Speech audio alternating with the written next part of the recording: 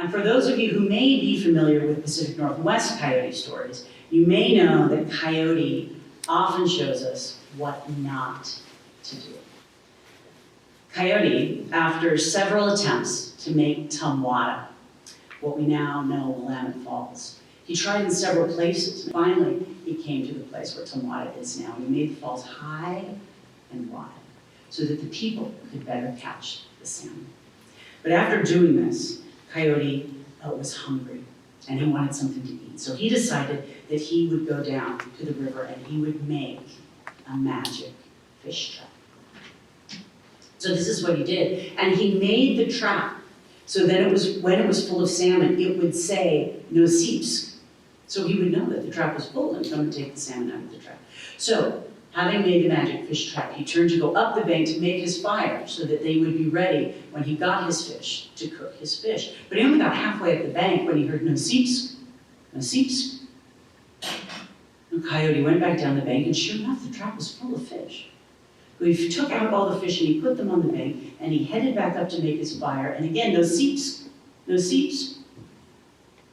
He went back down, and again, the trap was completely full. Again, Coyote took the fish out of the trap and put them on the bank and went back up to try to make his fire, and this happened again and again, and on the 5th time, Coyote lost his patience, and he said, "What? Can't you wait with your fish catching until I've built my fire?" And at this, the magic fish trap was very offended, and it stopped working right there, Copacabana, for good. And after that, the people had to struggle to catch the fish as best they could. So as often the case, Coyote shows us something, maybe, about ourselves. We are both clever and powerful in making use of our rivers. And we need to remember that the precious gifts of our waters can be lost if we are unwise in our appreciation of the gifts of our rivers. But today we are primarily here to talk about 50 years of the Clean Water Act. And as on just about any 50th birthday, it is a time for both celebration and some reflecting on what might have gone better by now.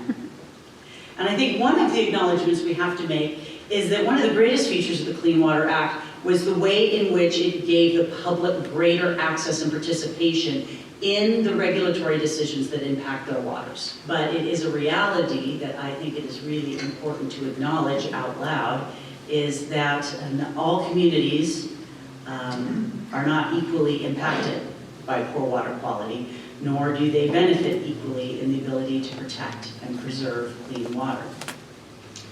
Some of the groups that often fall into this category are poor and rural communities.